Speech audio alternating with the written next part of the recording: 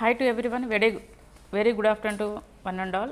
Welcome back to the Vichita Rajkumar online classes. So today I am going to discuss about the model question paper in the subject of the zoology. So this zoology comes under biological sciences for the second year students. Okay na? Any questions section A lo ఏమనుకునే section part 2లో section A section B అని partitions ఉంటాయి. Okay, section ఏలో ఏమనుకున్నా as యూజువల్గా 8 questions అన్నీ కూడా very short answers ఉంటాయి. ఒక క్వశ్చన్కి ఎన్ని మార్క్స్? 1 మార్క్. ఓకేనా, ఫస్ట్ యూ రైట్ మానవుడి దేహంలో అత్యంత కఠిన పదార్థం ఏది? మానవుడి దేహంలో అత్యంత కఠిన పదార్థం ఏది? What is the hardest substance in the human body? What is the hardest substance in the human body? మానవుడి దేహంలో అత్యంత కఠిన పదార్థం ఏంటి? నెక్స్ట్ సెకండ్ క్వశ్చన్, కైమ్ అంటే ఏమిటి? కైమ్ అంటే ఏమిటి? What is కైమ్? What is కైమ్? Third question, గుండె శబ్దాలను నేమ్ ద హార్ట్ సౌండ్స్. ఏంటి గుండె శబ్దాలను పేర్కొని చెప్పండి. లబ్ డబ్ అంతే కదా. కఠిన పదార్థం అంటే ఏంటిది? పన్నే మరి చెప్పట్లేదు. కైమ్ అంటే ఓకే, వెరీ గుడ్. ఓకే, మానవుడి దేహంలో అత్యంత కఠిన పదార్థం ఏంటిది? కైమ్ అంటే ఏమిటి? గుండె శబ్దాలను పేర్కొనండి. మానవుడిలో ముష్కాలు ఎక్కడ ఉంటాయి? మానవుడిలో ముష్కాలు ఎక్కడ ఉంటాయి? Where are the tests located in man? Where are the tests located in man? గర్భావతి కాలం అంటే ఏమిటి? Define gestation period. గర్భవతి కాలం అంటే ఏమిటి? Define gestation period. Sixth, what is pleiotropy? What is pleiotropy? Pleiotropy అంటే ఏమిటి? ప్లియోట్రోఫీ అంటే ఏమిటి? 7th వన్, అటావిజంను ఉదాహరణతో నిర్వచించండి. అటావిజంను. Atavism same. Define atavism with an example. Define atavism with examples. అటావిజంను ఉదాహరణలతో నిర్వచించండి. 8th క్వశ్చన్, జన్యుభారం అంటే ఏమిటి? జన్యుభారం అంటే ఏమిటి? What is meant by genetic load? What is meant by genetic load? జన్యుభారం అంటే ఏమిటి? So these are the section A questions. Shall I repeat? Clear to everyone? Okay, so next section B. So section B consisting of the 8 marks. Each question carries 4 marks. Okay, these are the short answers questions. శ్వాస వ్యవస్థ ఇక్కడ ఏంటంటే, so wherever necessary you have to శ్వాస వ్యవస్థ రుగ్మతలను వివరించండి.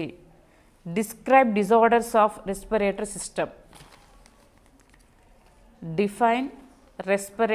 Define disorders of, define కాదమ్మా, describe disorders of respiratory system.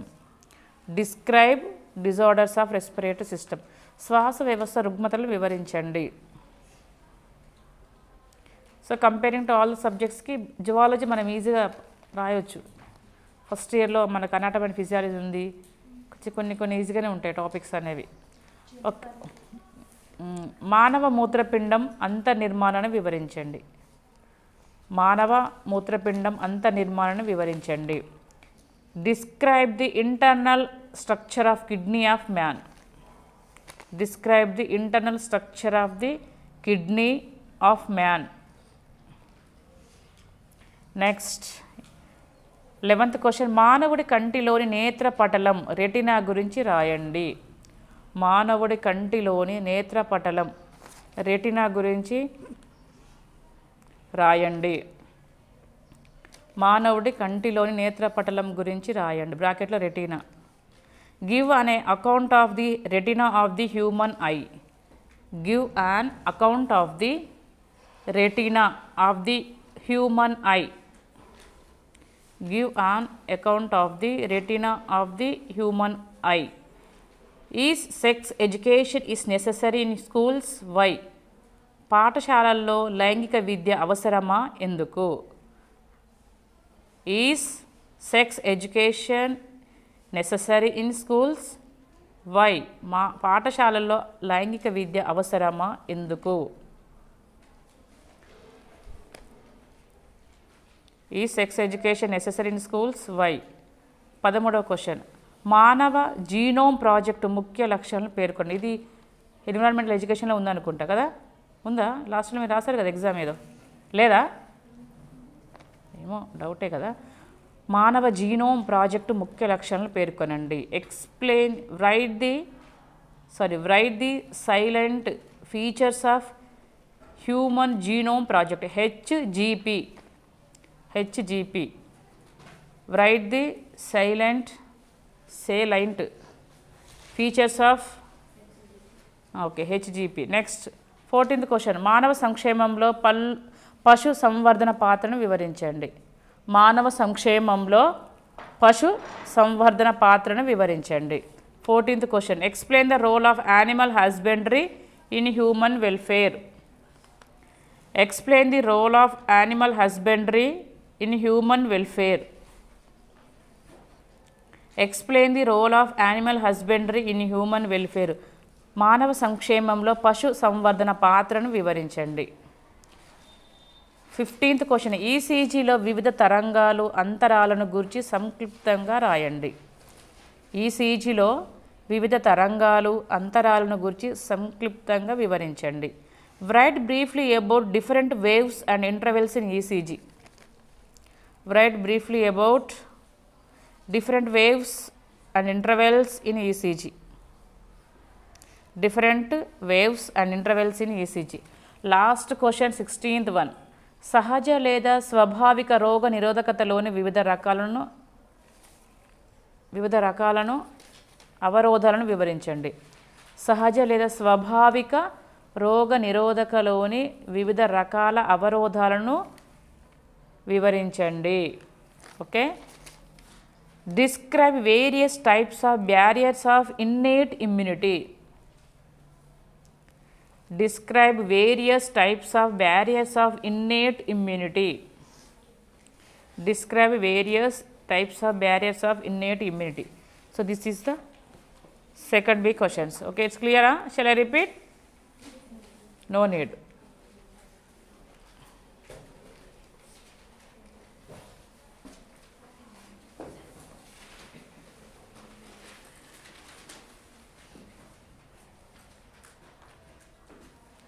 So this is English medium students question paper.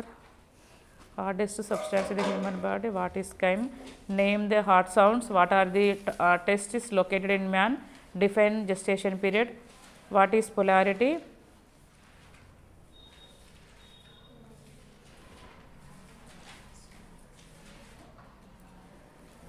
What is pleiotrophy? Define atavism with an example. What is meant by genetic load?